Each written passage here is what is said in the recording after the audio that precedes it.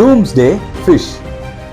இந்த மீன் கடலுக்கு மேலே தென்பட்டாலே மிகப்பெரிய பிரளயம் வரப்போகுது, மிகப்பெரிய ஆபத்து வரப்போகுது அப்படிங்கிற மாதிரி ஒரு பக்கம். இது மட்டும் இல்லாமல் ஜப்பான்ல இந்த மீன் தென்பட்ட டைம்ல மிகப்பெரிய பிரச்சனைகள் வந்தது அப்படிங்கிறது இன்னொரு பக்கம். இப்போ தமிழ்நாட்டில் அதுவும் 2வது முறையா 2025 இந்த மீன் தெரிஞ்சிருக்கு. ஸோ அதுக்கு என்ன சொல்றாங்க அப்படின்னா, அவ்வளவுதான், உலகம் சோழி முடிஞ்சு, முக்கியமா தமிழ்நாட்டுக்கு மிகப்பெரிய ஆபத்து இருக்கு அப்படிங்கிற மாதிரி பாத்தீங்க அப்படின்னா இந்த மீனை கையில் எடுத்த மீனவர்கள் சொல்றாங்க. ஆக்சுவலா இந்த மீன் என்ன, இந்த மீன் உண்மையிலே வெளியே வந்து அந்த பிரச்சனைகள் வருமா, இந்த மீன் எதை தான் சொல்ல வருது பார்க்கலாமா? Hi, Tamil live Raj.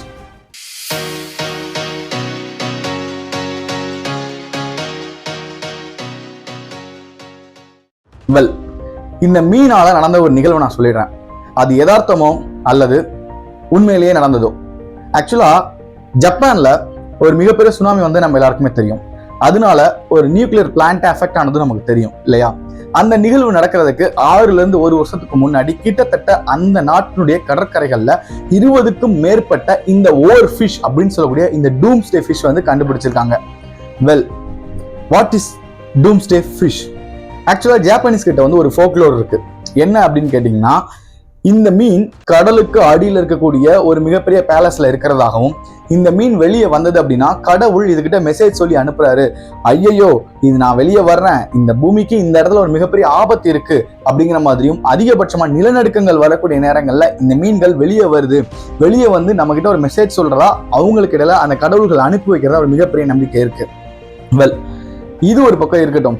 உண்மையிலே இந்த மீன் எங்க வாழுது? கிட்டத்தட்ட பாத்தீங்க அப்படின்னா இப்ப ரியாலிட்டியில பார்த்தோம்னா கடலுக்கு 1 கிலோமீட்டர் ஆழத்துக்கு உள்ள சூரிய ஒளியா அதிகப்படியா போக முடியாத அளவுக்கு அதிகமா நம்ம எக்ஸ்ப்ளோர் பண்ணாத கடற்பகுதிகளில் தான் பாத்தீங்க அப்படின்னா இந்த மீன்கள் வந்து வாழுது.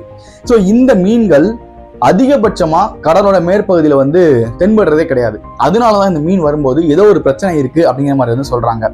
நான் ஏற்கனவே சொன்ன மாதிரி வந்து பாத்தீங்க அப்படின்னா தமிழ்நாட்டுல பாம்பன்ல அக்டோபர் 6, 2025 இந்த மீனை 2வது முறை மீனவர்கள் பிடிச்சாங்க. அந்த வீடியோ நான் முன்னாடி ஆட் பண்ணியிருந்தேன். ஸோ அதே மாதிரி பாத்தீங்க அப்படின்னா இந்த இயர்ல எந்த மந்த் அண்ட் எந்த ஏரியான்னு சரியா தெரியல, தமிழ்நாட்டுல இன்னொரு இடத்துல இந்த மீனை வந்து பிடிச்சிருக்காங்க. ஸோ ஆல்ரெடி இருக்கக்கூடிய ஃபோக்லோரோட பேஸ் பண்ணி உண்மையிலே இந்த மீன் வெளியே வந்ததுனால தமிழ்நாட்டுல ஏதாவது ஒரு பிரச்சனை வரப்போகுதா, அல்லது தமிழ்நாட்டில் ஏதாவது ஒரு நிலநடுக்கமோ சுனாமியோ, ஏன்னா ஜப்பான்ல மிகப்பெரிய சுனாமி வந்து அழிகிறதுக்கு முன்னாடி 20 மீன்கள் இந்த மீன்கள் வெளியே தென்பட்டது. ஸோ இது நிறைய பேர் என்ன சொல்றாங்க அப்படின்னா இலிஸ்ட்ரரி அப்படின்னு சொல்லி சொல்றாங்க. அதாவது இதெல்லாம் வந்து கற்பனையா ஒரு கனெக்ஷன் மாதிரி இருக்கிறத தவிர்த்து இதுக்கு எந்த ஒரு அறிவியல் பூர்வமான ஆதரவும் கிடையாது அப்படிங்கிறாங்க. ஆனால் இருந்தாலும் இந்த ஃபோக்லோர்ஸ் பிளஸ் இந்த கடவுள் நம்பிக்கை உள்ள இந்த ஜாப்பனீஸ் கதை பின்புலம் உள்ளவங்கலாம் என்ன சொல்றாங்க அப்படின்னா, இல்ல இந்த மீன் வெளியே வந்தது அப்படின்னா இது வந்து கடவுளோட ஒரு மெசேஞ்சர், ஏதோ ஒரு மெசேஜ் சொல்லதான் வந்திருக்கு. ஸோ கண்டிப்பா ஏதோ ஒரு ஆபத்து இருக்குது, அதுவும் முக்கியமா நிலநடுக்க காலங்கள்ல இந்த மீன்கள் வந்து அதிகமா வெளியே வருது அப்படின்றாங்க. இது வந்து ஓவர் ஃபிஷ் அப்படின்னு சொல்லி சொல்றாங்க. இது வந்து பாத்தீங்கன்னா கிட்டத்தட்ட ஒரு நீளமான பாம்பு மாதிரியே இருக்கும், ரொம்ப நீளமா இருக்கும், ரொம்ப பெரிய 12 அடி 30 அடிக்கெல்லாம் பாத்தீங்கன்னா இந்த மீனை வந்து கண்டுபிடிச்சிருக்காங்க. இது ஆழ்கடல்ல வாழக்கூடிய ஒரு மீன் அப்படிங்கிறதா குறிப்பிடப்பட வேண்டிய விஷயம். ஸோ இதை பத்தி நீங்க என்ன நினைக்கிறீங்க?